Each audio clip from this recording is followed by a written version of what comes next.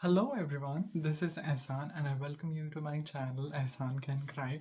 I know it's a pretty weird and negative name, but before I get started, I want to mention that this channel is going to serve as a time capsule for me.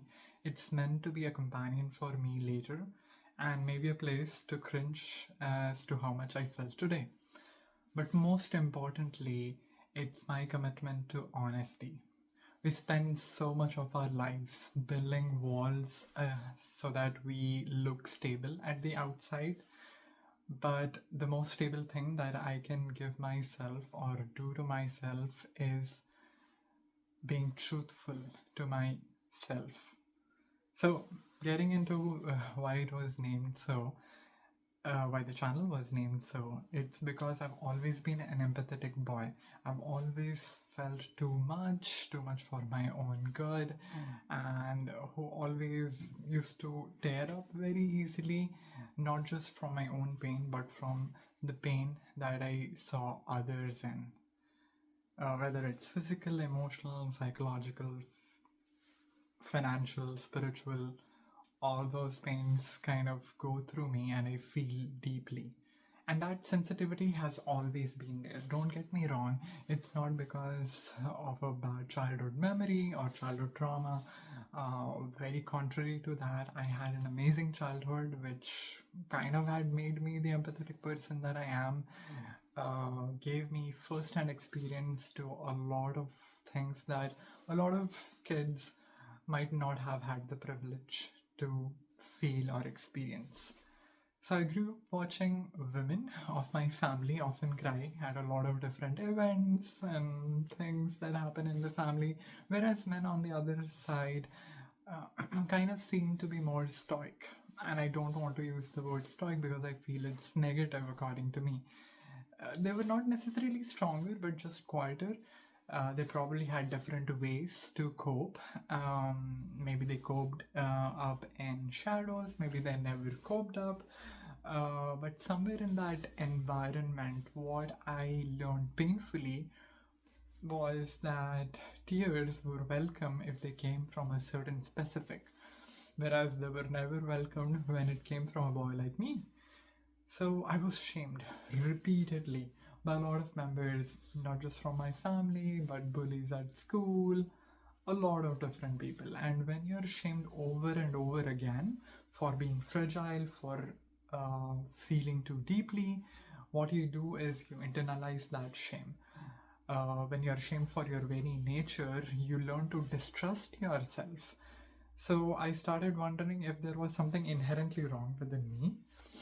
And in my culture, in Indian culture, we treat tearing up, especially crying as a kid, as a boy, is never welcome. We say don't cry at the first sight that we see someone crying, even before we ask why are they crying at all or where does it hurt. We rush to stop the tears as if crying itself is the problem and a more important problem than the pain beneath it. So I always wondered, why is control valued so much more than release? Why don't we say, oh, you're crying, please cry, please be my guest and let it all come out so that you can soften and so that you can get back to your normal state. It took me a long time. It took me moving to Canada and meeting a different set of people. Also, meeting a different set of people in my formative years, starting from 2018 when I was like roughly 18 years old. Uh, and painfully so that a lot of people that I would associate myself throughout my childhood and in my family life, I could no longer relate with them. That was painful. That was a kind of social death that I experienced, but I'm also pretty grateful to what happened, because when I met this kind of people who showed a different kind of maturity, I realized that my tears were never the problem to begin with. I met people who did not panic at sight of vulnerability. On the contrary, they welcomed me being vulnerable with them.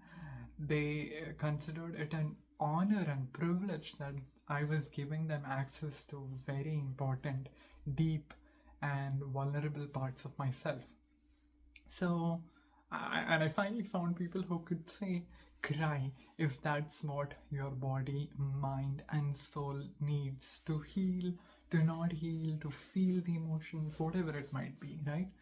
So, but by saying all of that, I am not welcoming someone to, oh, go and embrace suffering. Like, suffering and joy comes and goes through life. It's for you how to deal with it. But what I'm trying to do is I'm trying to reclaim something that I was always taught to be ashamed of, which is to feel deeply. Tears aren't weakness for me, they are a way that I regulate myself. They are not a manipulative device that I use with people around.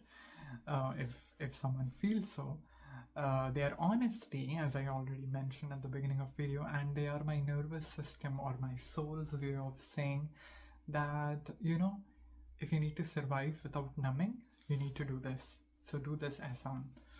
So I've lived through chapters in my life that had a huge emotional toll at myself, and I'm going to talk about them in maybe a couple of future videos. But what I realized while I was going through those episodes is that if I did not cry, I would have turned into stone, right? I had to let myself feel what my body wanted me to feel, what my mind wanted me to feel, what my value system wanted me to feel, what my culture, tradition, religion, and all those parts of my identity wanted me or taught me that this is the right thing to do or the thing to do.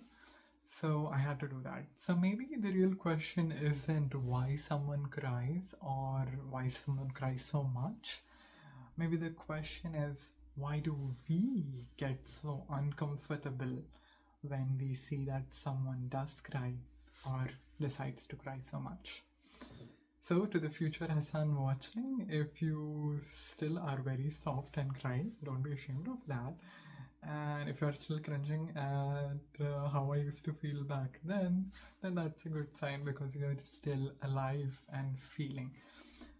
So, crying is valid. Grief, whether it's good or bad, is not something for me to decide. It's something that just is. And crying is my way to get through that journey and heal and remain an empathetic and emotionally sensitive person, because that is what my value system is, and I don't want to stay true to my value system because I go to bed with myself. So being comfortable being myself is the most important than any kind of performance or strength that the society wants me to put up. So anyways, I welcome you to my journey if you're not a future Ehsan, and I hope that I'll be able to see you in the next reflection. Until then, take good care of yourself. Thank you.